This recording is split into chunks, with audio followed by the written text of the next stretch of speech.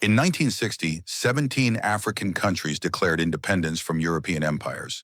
Flags changed, anthems changed, leaders changed. But here is the thing nobody told you in school. The money didn't change. The military didn't change. The language didn't change. France still printed the currency of 14 African nations and kept the printing presses in Paris.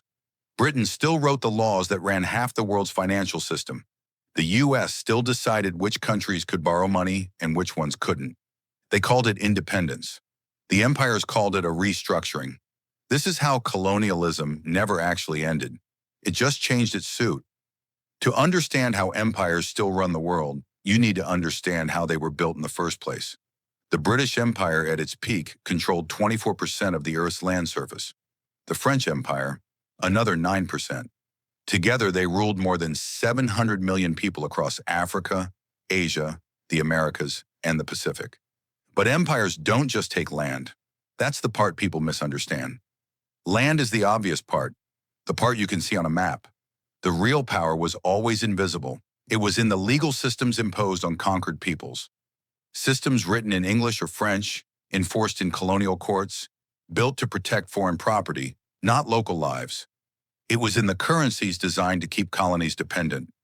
Currencies that could only be exchanged through the empire's own banks, at exchange rates set in London or Paris. It was in the borders drawn at conference tables in European capitals, borders that cut through ethnic groups, tribal territories, and ancient trade routes, creating countries designed to be ungovernable. Countries that would always need outside help. Countries that would always be in debt. The Berlin Conference of 1884, 14 European powers, 0 African representatives. In a single afternoon, they divided an entire continent like it was a dinner menu. And that dinner, that table, was never really cleared. When independence movements began sweeping Africa and Asia after World War II, the empires faced a choice. They could fight every colony into submission. Expensive, bloody, and increasingly impossible. Or they could find a smarter way to stay in control. They chose the smarter way. It had a name. Charles de Gaulle called it France-Afrique. The British called it the Commonwealth. The Americans, more honest about it, called it the Washington Consensus. Different names, same system. Flags leave, control stays. Here is how it worked, and how it still works today. The first tool was money, specifically other people's money. When France granted independence to its African colonies, 14 countries across West and Central Africa, it did something extraordinary. It made them sign a secret agreement as a condition of independence. The agreement had 4 clauses that are almost unbelievable when you read them today. First, all former colonies had to deposit 65% of their foreign currency reserves, their national savings, into the French treasury in Paris. Not in their own central banks, in Paris. By 2005, that figure was reduced to 50%, but it still applies today. Second, the French treasury guaranteed the convertibility of the CFA franc, the currency shared by those 14 nations, which sounds generous until you realize it meant France controlled their monetary policy. France set interest rates. France decided how much money those countries could print. Third, France was given the right of first refusal on any natural resource extraction in former colonies. Before any African country could sell its uranium, oil, or cobalt to China, to the US, to anyone, France had to be offered the deal first.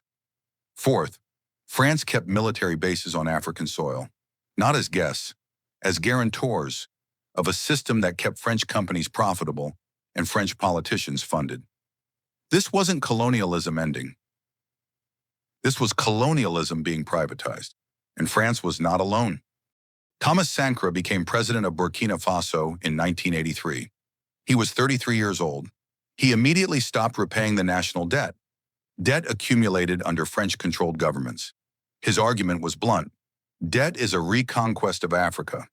He said if Burkina Faso fell, he didn't want it to fall alone. He wanted every African leader in that room to refuse the debt together. He threw out French military advisors. He named the country itself. It had been called Upper Volta, a French administrative name. He called it Burkina Faso, land of incorruptible people. He planted 10 million trees to stop desertification. He vaccinated 2.5 million children in 1 week. He cut his own presidential salary to $450 a month and sold off the government's fleet of Mercedes-Benz cars. In 4 years, Burkina Faso became food self-sufficient for the first time in its history. In 1987, Thomas Sankara was assassinated, shot 17 times. His body was dismembered and buried in an unmarked grave. His successor, Blaise Compaoré, brought to power with French support, immediately reversed every policy, rejoined the IMF, reopened the debt, invited French military advisors back. Compaoré ruled for 27 years. Sankara's story is not an exception. It is the pattern.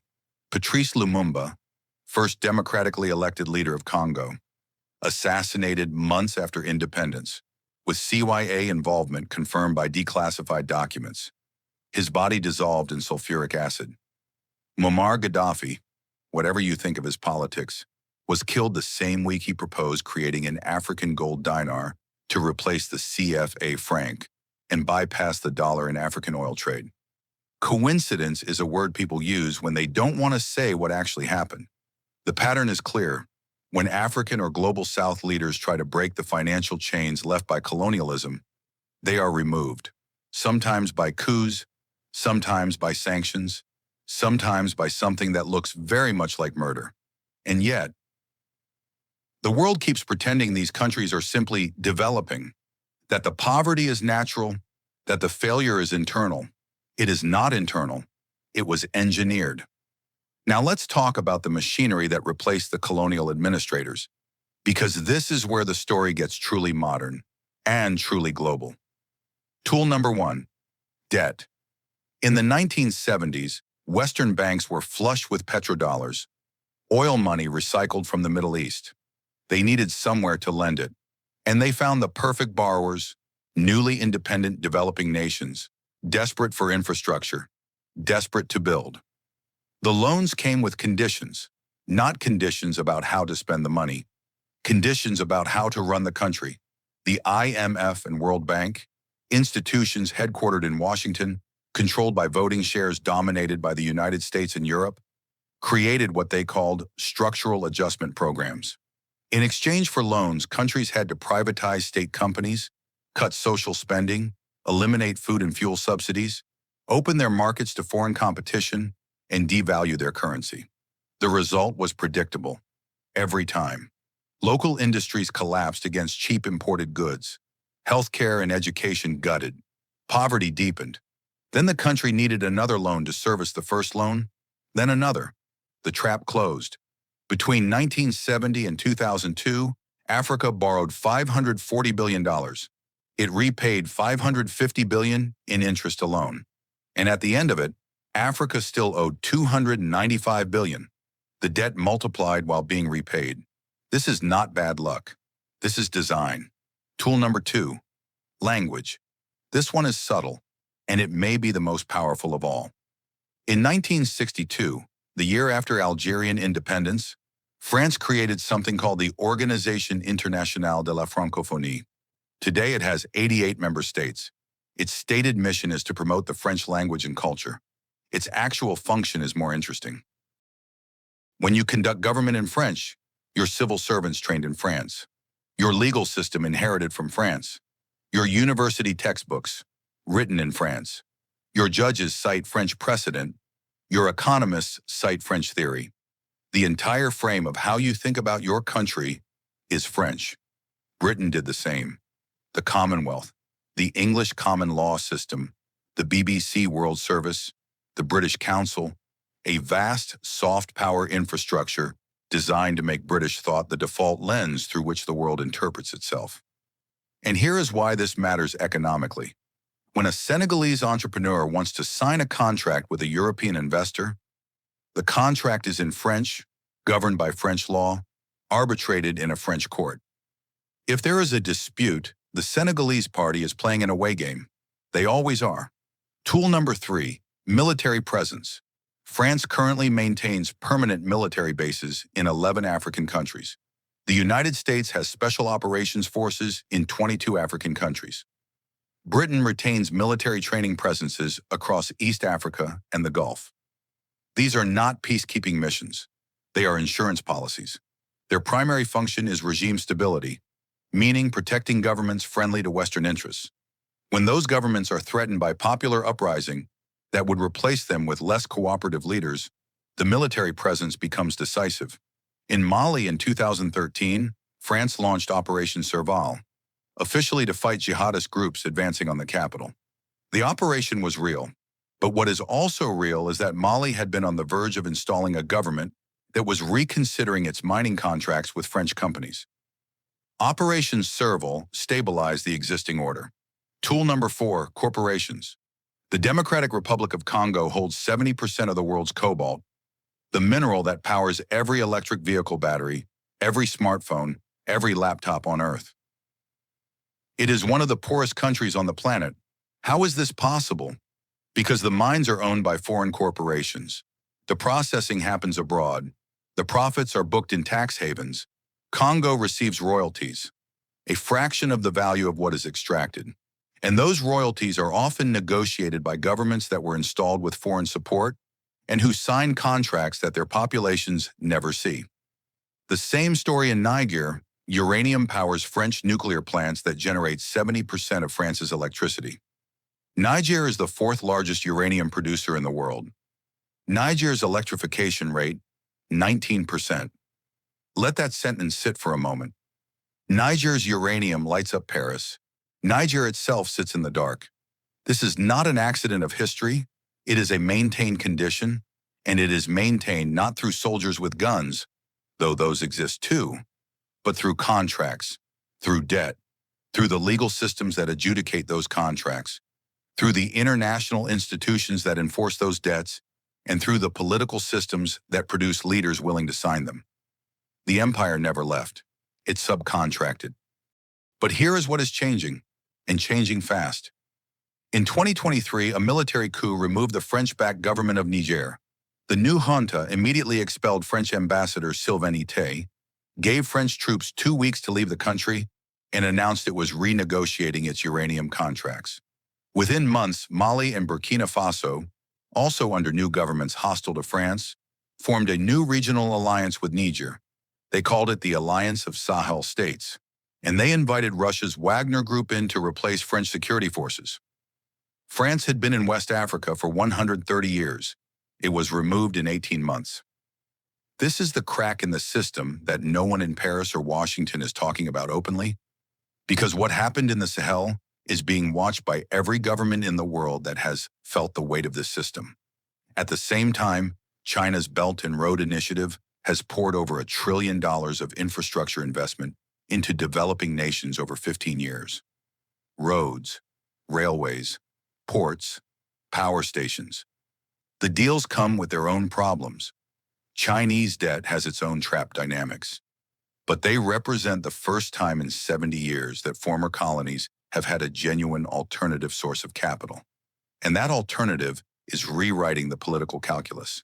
When you no longer need French military protection to stay in power, you no longer need to keep 50% of your reserves in Paris. When you can sell your oil to China for yuan, you no longer need to price it in dollars. When a Chinese engineering firm will build your railway without asking for structural adjustment, you don't need the IMF's structural adjustment. The leverage that held this system together for 60 years is evaporating. And here is the uncomfortable truth for Western audiences, for American audiences in particular. The United States is not innocent in this system. American foreign policy for 70 years has used the IMF, the World Bank, USAID, and the CIA to do in Latin America, Southeast Asia, and the Middle East exactly what France did in Africa. Different brand, same product. Chile, 1973. Guatemala, 1954. Iran, 1953. Indonesia, 1965. Each time a democratically elected government moved to nationalize its resources or challenge U.S. corporate interests, it was removed. Sometimes through economic pressure, sometimes through a coup that was discovered, only decades later, to have had American fingerprints on it. The pattern is not French, it is not British, it is imperial, And America inherited the empire without inheriting the honesty to call it what it was. So what actually ends this system? Because it has survived decolonization movements, debt forgiveness campaigns, and decades of NGO reports that nobody read. The honest answer is three things. The first is alternatives. The French system in Africa held because African governments had no other option. The moment a genuine alternative exists, Chinese infrastructure finance, Gulf sovereign wealth, a credible regional development bank, the leverage disappears, not gradually, suddenly. The Sahel showed us the timeline. The second is technology. Mobile money, cryptocurrency, and digital payment systems are doing something that no political movement has managed. They are creating financial infrastructure that bypasses the colonial banking system entirely. M-Pesa in Kenya processes more transactions than the entire formal banking sector. A Kenyan farmer can now access capital, receive payments, and save money without ever touching a French-controlled financial institution. That is genuinely new. That is quietly revolutionary. The third, and this is the hardest one, is knowledge. This system has survived because most people in the world, including most people in the countries it affects most, do not know how it works. The CFA franc arrangement was not publicly discussed in France until 2019, when a French economist and an Italian politician finally forced it into the news. The IMF loan conditions are written in technical language specifically designed to be incomprehensible to the populations that live with the consequences. The most powerful thing that can happen is understanding, not outrage. Understanding, because when enough people in Senegal understand why their reserves sit in Paris, the political cost of maintaining that arrangement becomes unbearable. When enough people in France understand that their lifestyle has been subsidized by a system of exploitation that they were never told about, the political support for that system erodes.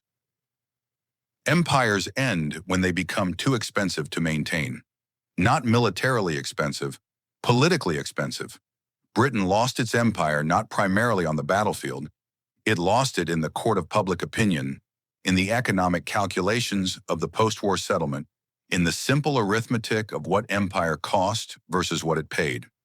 The same arithmetic is playing out now, across the Sahel, across Latin America, across every country that is quietly renegotiating its contracts, quietly diversifying its alliances, quietly asking, why are we still playing by rules written before we were born?